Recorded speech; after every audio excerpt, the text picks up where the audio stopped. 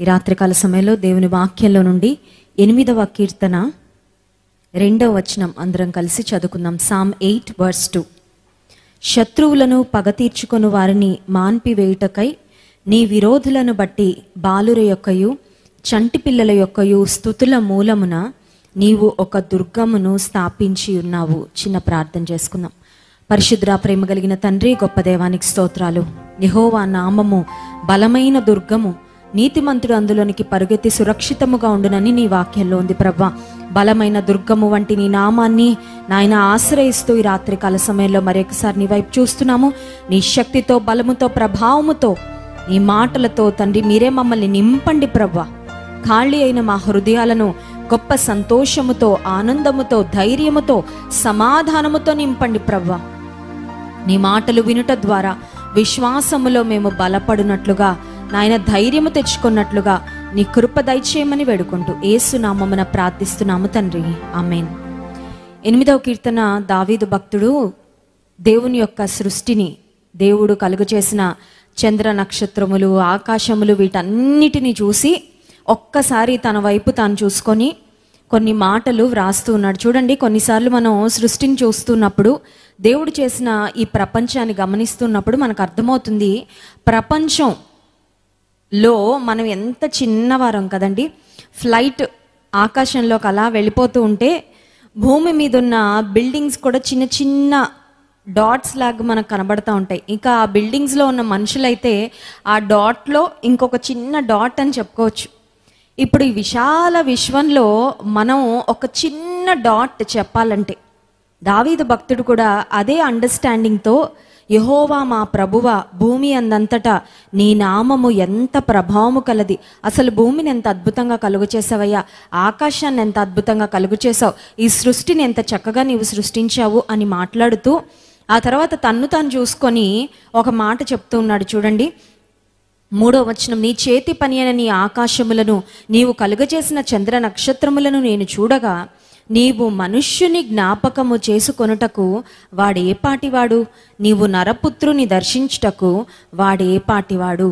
ఇంత సృష్టిలో ఒక చిన్న నలుసుగా, ఒక చిన్న డాట్ లాగా ఉన్న మనల్ని దేవుడు జ్ఞాపకం చేసుకోవడానికి మనము ఏ పాటి వారము. నిజమే, కానీ దేవుని యొక్క గొప్పతనం ఏంటంటే, అసలు దేవుడు కలుగు చేసిన సృష్టి ముందు సూర్యచంద్ర నక్షత్రములు, ఆయన కలుగు చేసిన విశాల విశ్వంలో మనం ఆక్యుపై చేసే స్పేస్ లేక మన యొక్క సైజు చాలా చిన్నదైనప్పటికీ దేవుడు మనల్ని జ్ఞాపకం చేసుకుంటున్నాడు, దేవుడు మనల్ని పట్టించుకుంటున్నాడు, దేవుడు మన బాధలు పట్టించుకుంటున్నాడు, మన సమస్యలు పట్టించుకుంటున్నాడు. శ్రమలో నేను అతనికి తోడై ఉంటాను, అతన్ని విడిపిస్తాను, గొప్ప చేస్తాను, దీర్ఘాయువు చేత అతన్ని తృప్తిపరుస్తానని దేవుని వాక్యంలో ఎన్నో వాగ్దానాలు కదండి, మనకి తోడుగా ఉంటాడంట.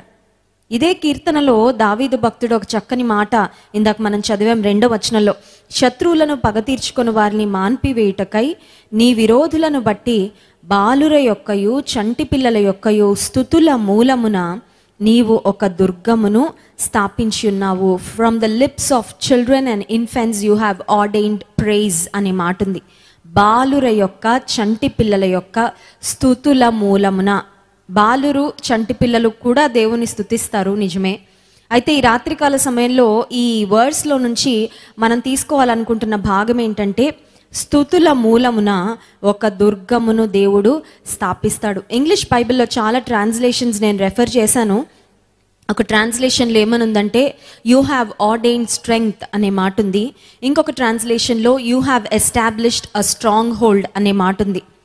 శత్రువులను మాన్పివేయుటకై, మాకు విరోధంగా మా మీద పగ తీర్చుకోవాలని చూస్తున్న వారిని మాన్పివేయుటకై నీవు స్తుతుల మూలమున, నీ ప్రజలు చేసే స్తుతుల మూలమున ఒక దుర్గాన్ని స్థాపించావు. లిటరల్గా ఈ తెలుగు వర్డ్స్ని ఇంగ్లీష్లో మనం ట్రాన్స్లేట్ చేసుకుంటే, దేవుడు ఒక ఫోర్ట్ లేక ఒక ఫోర్ట్రెస్, ఒక దుర్గాన్ని మనం చేసే స్తుతుల మూలాన ఏర్పాటు చేస్తాడు అని మనం గ్రహించాలి. బాలుర యొక్క, చంటి పిల్లల యొక్క స్తుతుల మూలమున మన మీద మనకు విరోధంగా పనిచేసే శత్రువులు, లేక మన మీద పగ తీర్చుకోవాలి అని ఆశించే వారి యొక్క దాడుల నుండి మనల్ని కాపాడడానికి దేవుడు ఒక దుర్గాన్ని స్థాపిస్తాను అని వాగ్దానం చేస్తున్నాడు. ఈ వచనాన్ని చదివినప్పుడు నాకు పాత నిబంధన గ్రంథంలో యెహోషువ నాయకత్వంలో దేవుని ప్రజలు యెరికో అనే పట్టణం మీదకి వెళ్ళినప్పుడు వారికి ఎదురైన అనుభవం నాకు జ్ఞాపకం వచ్చింది. ఎందుకంటే యెరికో కూడా చాలా పెద్ద పట్టణం, ప్రాకారము కలిగిన పట్టణం. యెరికో పట్టణం యొక్క ప్రాకారాలు ఎంత పెద్దగా ఉండేవంటే ఆ ప్రాకారాల మీద రాహాబు అనే వేశ్య తన ఇంటిని కట్టుకుంది. అంటే ఒక ఇల్లు కట్టుకోగలిగినంత వెడల్పున్న బలమైన ప్రాకారము ఆ యెరికో పట్టణానికి ఉంది. అంత మాత్రమే కాదు, యెరికో పట్టణ ప్రాకారం మీద రాజు యొక్క సైనికులు గుర్రాలేసుకొని వారు ఎప్పుడు వాచ్మ్యాన్ డ్యూటీ చేస్తూ ఉండేవారంట, సోల్జర్స్. ఎందుకంటే యెరికో పట్టణం మీదకి దాడి చేయడానికి ఎవరు వస్తారు, మా ప్రాంతం మీదకి యుద్ధం చేయడానికి ఎవరు వస్తారో అని ఆ ప్రాంతంలో ఉన్న సైనికులు ఆ గుర్రాలు వేసుకొని ఆ ప్రాకారాల మీద తిరుగుతూ వారి డ్యూటీ వారు నిర్వహిస్తూ ఉండేవారు. అంటే ఒక మాటలో చెప్పాలంటే యెరికో ప్రాకారాలు చాలా స్ట్రాంగ్ వాల్స్ అని మనం చెప్పుకోవచ్చు. ఇట్స్ అ ఫోర్టిఫైడ్ సిటీ, అంటే బలమైన ప్రాకారాలు కలిగిన పట్టణం. పాతకాలంలో రాజులు కూడా చాలా బలమైన ప్రాకారాలు కట్టుకునేవారు.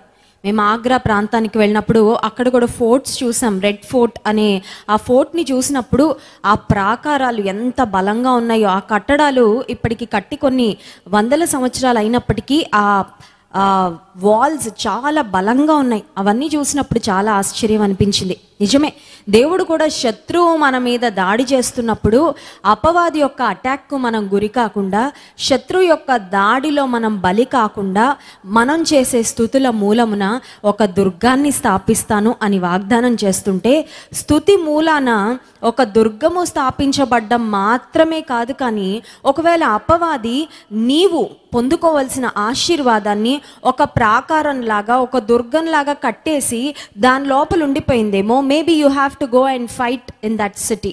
ఒకవేళ ఆ పట్టణాన్ని, ఆ ప్రాంతాన్ని, ఆశీర్వాదాలను పొందుకోవడానికి ఏవో ప్రాకారాలు అడ్డుగా ఆటంకంగా ఉన్నాయేమో. యెహోషువ గ్రంథం 6వ అధ్యాయము 1వ వచనం మనం చూసినట్లయితే దేవుడు యెహోషువకు సెలవిచ్చిన మాట. యెహోషువ గ్రంథం 6వ అధ్యాయము 1వ వచనం, ఆ కాలమున ఇశ్రాయేలీలు భయము చేత ఎవడునూ వెలుపలికి పోకుండాను లోపలికి రాకుండాను యెరికో పట్టణపు ద్వారము గట్టిగా మూసివేయబడెను. ఆ సమయంలో దేవుడు యెహోషువకు చెప్పిన మాట ఏంటంటే 3వ వచనం, మీరందరూ యుద్ధ సన్నదులై పట్టణమును ఆవరించి ఒకమారు దాని చుట్టూ తిరగవలెను. అలాగు 6 దినములు చేయిచు రావలెను. 7 యాజకులు పొట్టేలు కొమ్ము బూరలను పట్టుకొని ముందుగా నడవవలెను. 7వ దినమున మీరు 7 మారులు పట్టణము చుట్టూ తిరుగుచుండగా ఆ యాజకులు బూరలను ఊదవలెను.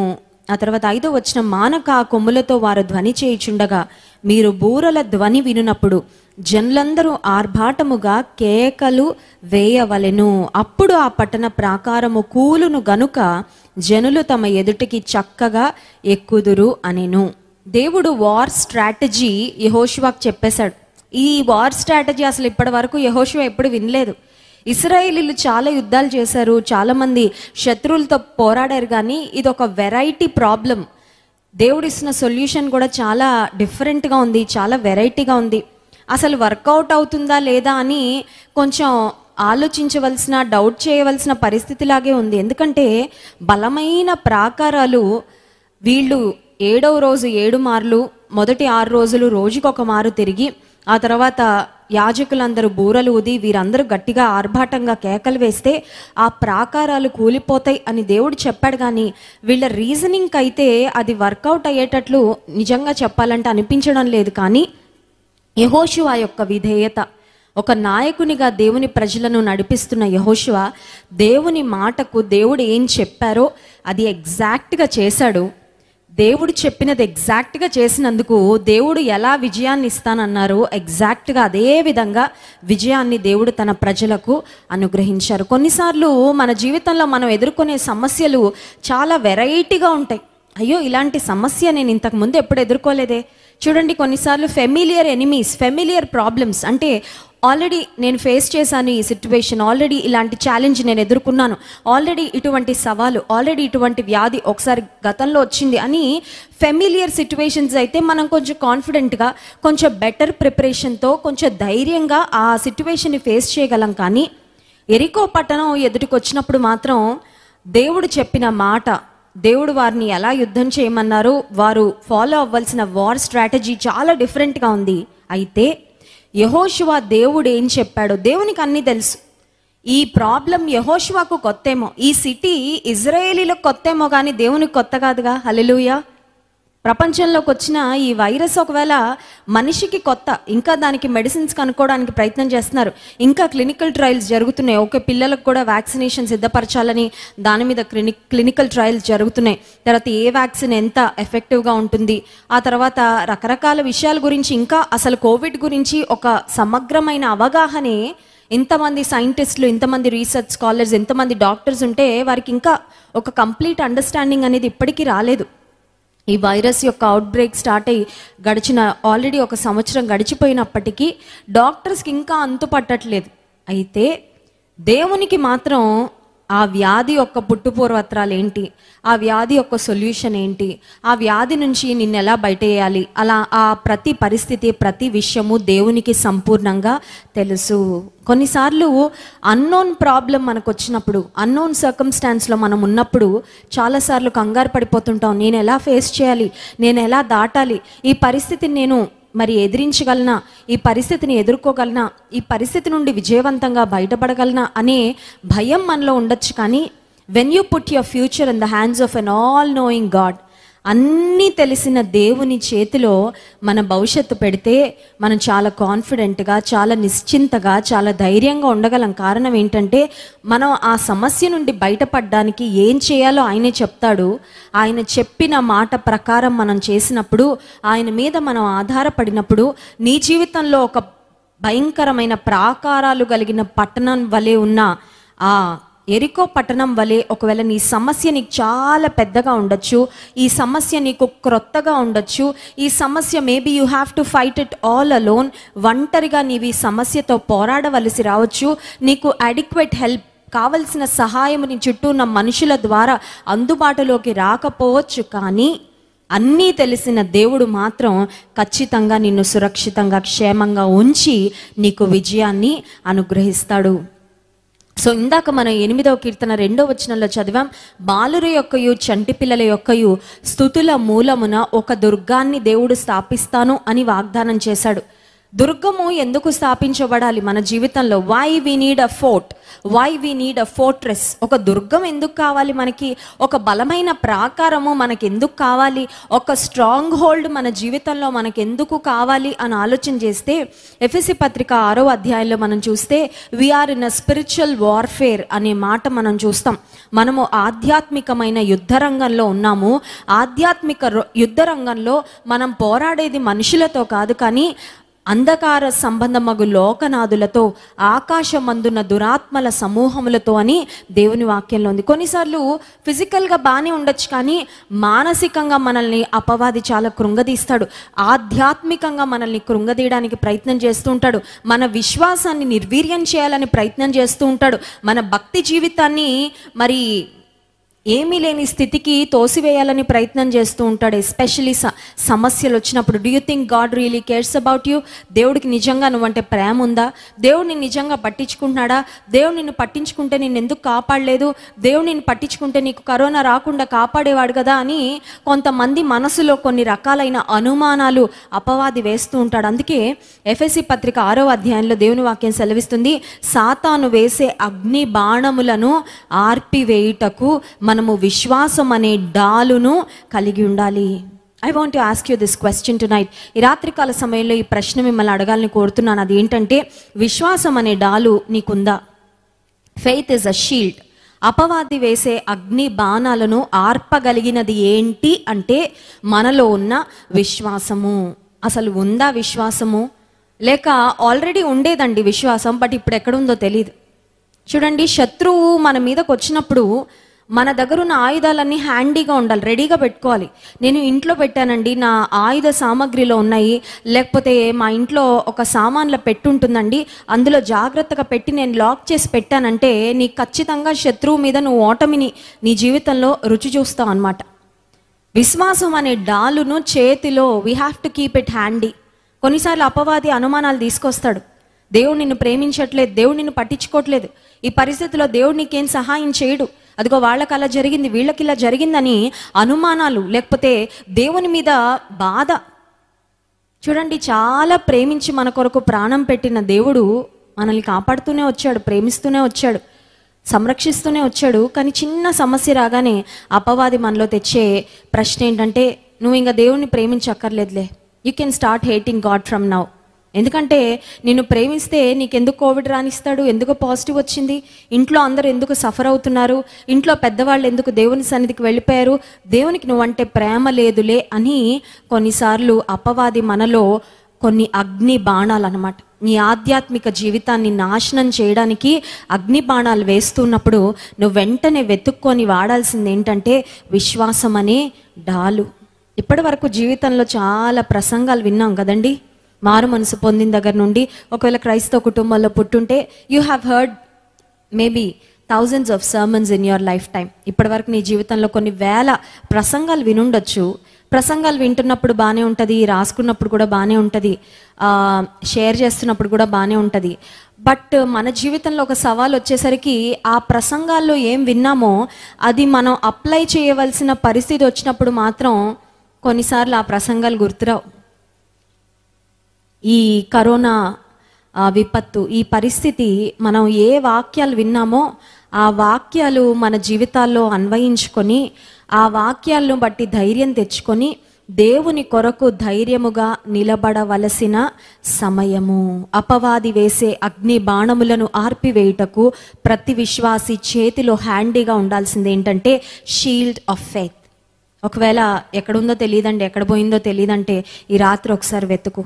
ఒకవేళ ఫెయితే లేదా, ఇంట్లో ఫెయిత్ అంతా పోయిందా, అడుగుదాం, ప్రభా నాకు మళ్ళీ విశ్వాసం ఇవ్వు, lord I need some faith, I need more faith, నాకు విశ్వాసం కావాలయ్యా, నాకున్న విశ్వాసం సరిపోవడం లేదు, ఎందుకో నాకు వచ్చిన సమస్యల వలన విశ్వాసం అంతా ఆవిరైపోయింది, నీ మీద ఉన్న ప్రేమ అంతా ఆవిరైపోయింది, ఎందుకో జీవితంలో వచ్చిన ఈ పరిస్థితులు నన్ను చాలా బలహీనపరిచేసాయి ఆధ్యాత్మికంగా.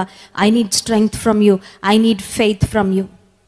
దేవుని వాక్యంలో యెహోషువ గ్రంథం 6వ అధ్యాయంలో మనం చూసినట్లయితే 6 మార్లు రోజుకొకసారి వారు తిరిగారు ఆ యెరికో పట్టణం చుట్టూ. 7వ దినాన 7 మార్లు తిరిగినప్పుడు వారు ఏం చేశారంటే, యెహోషువ గ్రంథం 6వ అధ్యాయము 20వ వచనం, యాజకులు బూరలు ఊదగా ప్రజలు కేకలు వేసిరి. ఆ బూరల ధ్వని వినినప్పుడు ప్రజలు ఆర్భాటముగా కేకలు వేయగా ప్రాకారము కూలెను. దే షౌటెడ్ అనే మాట, people shouted with a great shout. ఈ షౌట్స్ ఏంటి అని ఆలోచన చేస్తే they were shouts of praise and they were also shouts of faith. ఓడిపోతున్నాం అని కాదు వారు అరిచింది, విశ్వాసం లేని కేకలు కాదు వారు వేసింది, దేవుని స్తుతిస్తూ కేకలు వేశారు.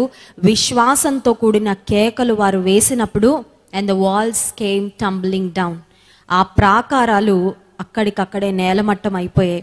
దేవుని ప్రజలు అద్భుతమైన విజయాన్ని యెరికో అనే పట్టణం మీద పొందుకున్నారు. ఈ రాత్రికాల సమయంలో ఒకవేళ అపవాది నీ మీద బాణాలు వేస్తూ ఉంటే స్తుతుల మూలమున దేవుడు ఒక దుర్గాన్ని స్థాపిస్తానని నీకు నాకు వాగ్దానం చేస్తున్నాడు. దేవుని స్తుతించు.